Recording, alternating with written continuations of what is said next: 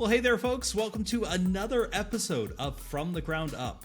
We're a video series focused on helping you build up your faith one step at a time. Today, we're in part 2 of our discussion of the King James Version, or the KJV for short. Last time, we looked at its creation and how it came about. It's been around for over 400 years. So the question we want to address today, is it the greatest of all time, the GOAT, as we say?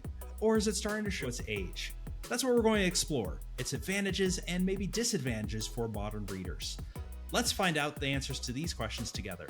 To get us started, let me bring in my wonderful and amazing co-host, Dr. Debbie, to say some few words to us. First up, let's talk about the advantages and the strengths of the KJV. The KJV has a legacy that is hard to beat, and we think that there are 3 advantages that the KJV still has. Number 1, literary beauty. Now, the KJV is often praised for its poetic and its majestic language. It is a masterpiece of English literature, and its rich prose has inspired countless readers and writers over the centuries. As we saw last time, modern English still has tons of phrases that we still use that originated in this translation. Advantage number 2, familiarity. For many, like me, the KJV is the Bible that we grew up with. When we think of a specific verse in our head, it is often the language of the KJV. Thy word is a lamp unto my feet and a light unto my path. Its phrases and verses are ingrained in the culture, and it makes it a comfortable and recognizable choice. The third advantage that we think the KJV has is its historical significance.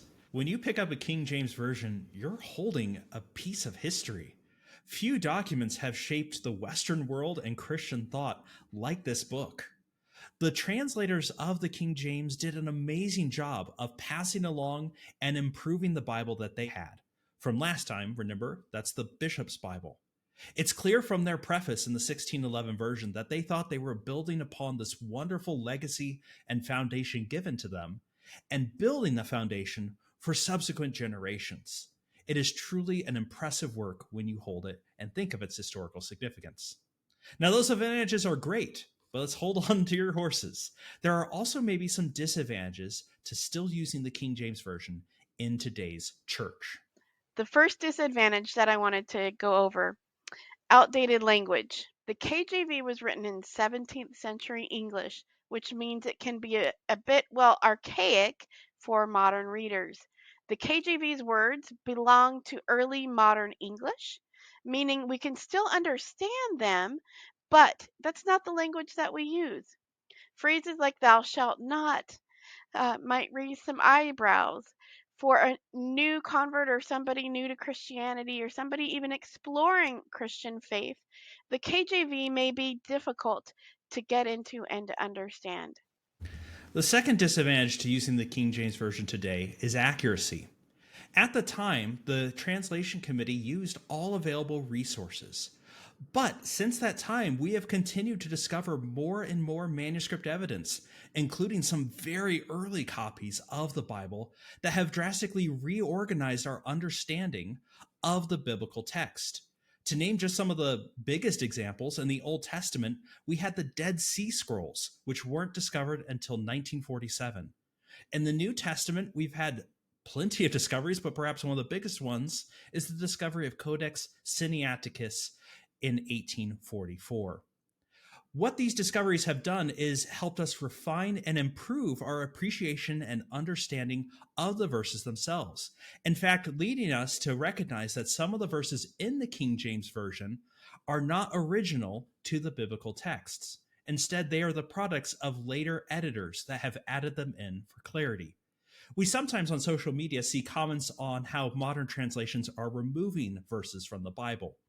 The truth, however, is that the King James has added them, not maliciously, but based on the knowledge they had at that time that was the best reading. Knowledge, however, has continued to improve, and we now have a better appreciation of the original wording of the biblical text. Our third disadvantage is going to be clarity with the King James Version. Now, some passages, as Debbie alluded to, can be cryptic or downright incorrect due to the fact that language continues to evolve. English today is not the same as English back then. This can lead to meaning shift, meaning what was correct back then is no longer correct. Let me give you one example. In the Ten Commandments, the King James famously says, "Thou shalt not kill."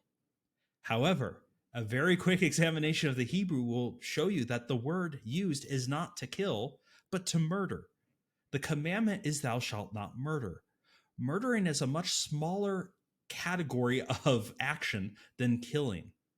If we translate this passage as "Thou shalt not kill," we will have different theology based on what we think is permissible or not permissible according to the Ten Commandments. It's issues like this that make us a little bit more cautious in adopting the King James Version by itself. As we mentioned in our series on Bible translations, these types of issues can be mitigated, if not outright removed, by just ensuring that we read from a broad variety of translations. That will certainly help us here. At the end of the day, the King James Version isn't just a Bible. It's a piece of literary history, a testament to the faith and faithfulness of its translators, and a reflection on the ever-changing nature of language. Whether you're a King James fan or a fan of more contemporary translations, remember that what truly matters is the Word of God, the communication that Jesus Christ has come and offers forgiveness of sins and a way back into right relationship with God. Thanks for joining us on this 2-part adventure into the King James Version. We hope it helps, and we hope you keep building your faith from the ground up. Have a wonderful day and see you next time. Bye.